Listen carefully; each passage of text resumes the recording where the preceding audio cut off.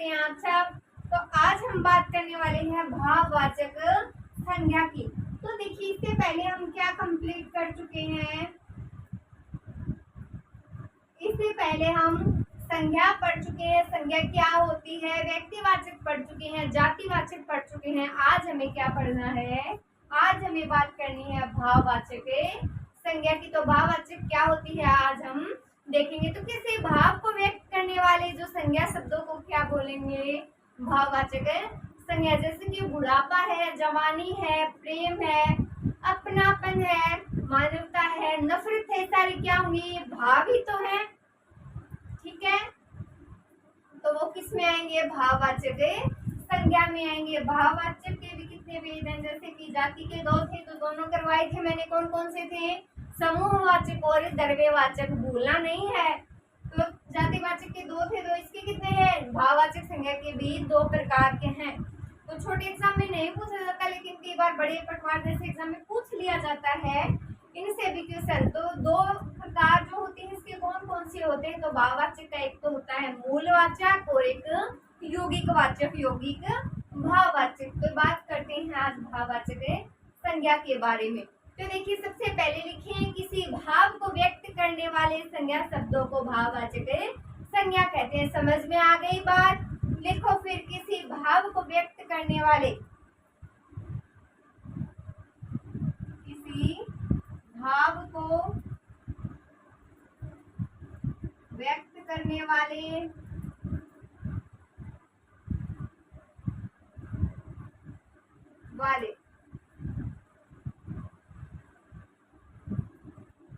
संज्ञा शब्दों को, संज्ञा शब्दों को भाववाचक संज्ञा कहते हैं।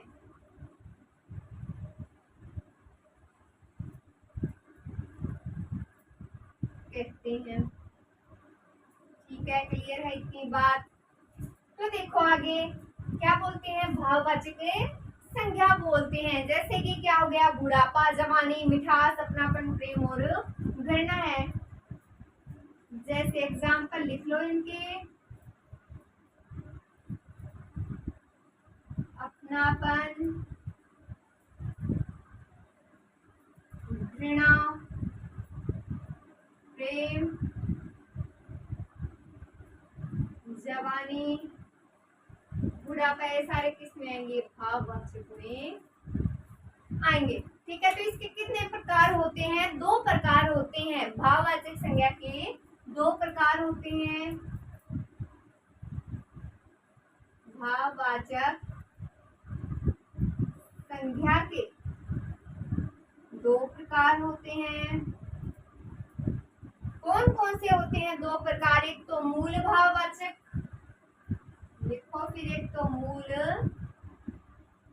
भाववाचक और एक यौगिक भाववाचक। यौगिक भाववाचक, तो ये दो प्रकार हैं भाववाचक संज्ञा के। कितने प्रकार हैं, दो प्रकार हैं। कौन कौन से हैं, एक तो यौगिक भाववाचक, एक मूल भाववाचक। तो जिन संज्ञा शब्दों की रचना मूल रूप से हुई है, जैसे कि प्रेम, घृणा, नफरत, ईर्ष्या, किसमें आएंगे, मूल भाववाचक में आ जाएंगे। और यौगिक में क्या आएगा, जैसे कि जातिवाचक संज्ञा, सर्वनाम, विशेषण, शब्द, अवयव, शब्दों के साथ जो प्रत्यय जोड़कर बनाए गए हैं उन्हें बोलेंगे यौगिक भाववाचक। जैसे शिशु है उसे शेषव बना दिया। तो इतना मैम नहीं पूछा जाता है, आप इतना थोड़ा ध्यान में रख लीजिए कि मूल भाववाचक और यौगिक भाववाचक किस संज्ञा के प्रकार हैं। तो ये भाववाचक संज्ञा के प्रकार हैं, मूल भाववाचक और यौगिक भाववाचक। मूल भाववाचक क्या होंगे, जिन्हें संज्ञा शब्दों की रचना मूल रूप से हुई है, जैसे घृणा, नफरत, प्रेम, ये सारे किस में आएंगे, यौगिक में आ जाएंगे, मूल में आ जाएंगे क्योंकि तो मूल है। और यौगिक में आ जाएंगे जातिवाचक संज्ञा है, सर्वनाम है, विशेषण है, अवयव शब्दों के साथ प्रत्यय जोड़कर बनाए गए भाववाचक संज्ञा शब्दों को यौगिक भाववाचक संज्ञा कहते हैं। तो जातिवाचक से भाववाचक कैसे बनाएंगे, जैसे शिशु जातिवाचक है और उसे शेषव बना दिया, तो बस ठीक है, आपको इतना ध्यान नहीं देना है। भाववाचक संज्ञा हमने कंप्लीट कर ली है। तो आज हमारी संज्ञा कंप्लीट हो गई है। इससे पहले हम पढ़ चुके हैं संज्ञा संज्ञा के तीनों प्रकार, और जो तीनों प्रकार के भी प्रकार थे वो आज हमने कंप्लीट कर लिए हैं। तो भाववाचक संज्ञा के दो प्रकार हो गए, मूल भाववाचक और यौगिक भाववाचक। अगर कोई इनमें भी लिखना चाहे फिर बोलोगे करवाया नहीं है, पर आप लिख ही लो। तो देखो भाववाचक के दोनों प्रकारों की बात भी कर ही लेते हैं। जैसे कि लिखो मूल भाववाचक संज्ञा, दो भेद। पहले लिखो मूल भाववाचक,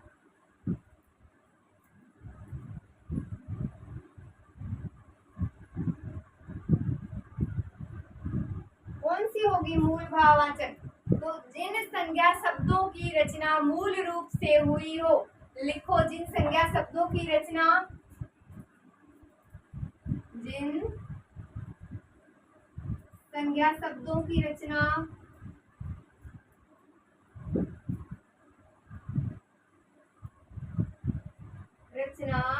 मूल रूप से हुई हो,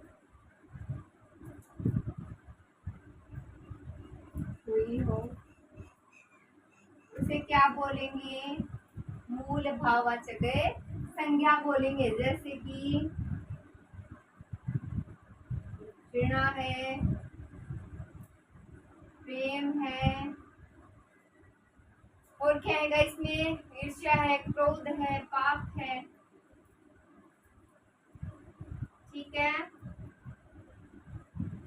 अब देखो आगे यौगिक भाववाचक। तो दूसरा प्रकार लिखो यौगिक भाववाचक।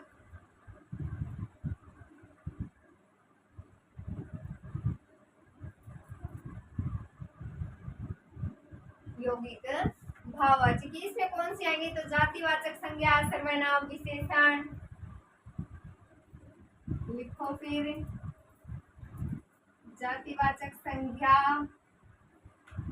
सर्वनाम भी आएंगे क्या? बिल्कुल, सर्वनाम,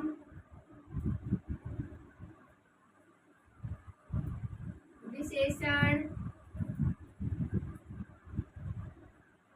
और क्या? क्रिया तथा अवयव शब्दों के साथ, तथा कौन से शब्दों के साथ? अवयव शब्दों के साथ पट्टे जोड़कर बनाए गए शब्दों के साथ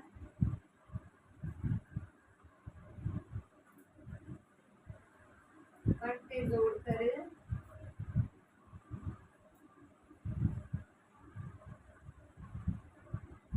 बनाए गए जो शब्द होते हैं। तो बनाए गए भाववाचक संज्ञा शब्दों को क्या बोलेंगे? यौगिक भाववाचक संज्ञा बोलेंगे। तो लिखो बनाए गए भाववाचक संज्ञा शब्दों को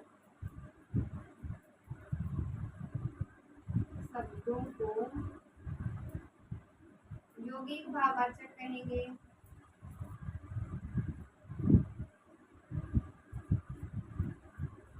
तो मूल भाववाचक कौन से होते हैं? जिन संज्ञा शब्दों की रचना मूल रूप से हुई हो, जैसे घृणा, प्रेम, पाप, क्रोध, ईर्ष्या, ये सारे आएंगे। यौगिक भाववाचक में जातिवाचक संज्ञा, सर्वनाम, विशेषण, क्रिया और अव्यय शब्दों के साथ जो पट्टे जोड़कर बनाएंगे। पट्टे जो अर्थ में परिवर्तन कर देते हैं भाववाचक संज्ञा को क्या बोलेंगे? शब्दों को यौगिक भाववाचक संज्ञा बोलेंगे। Thank you so much guys.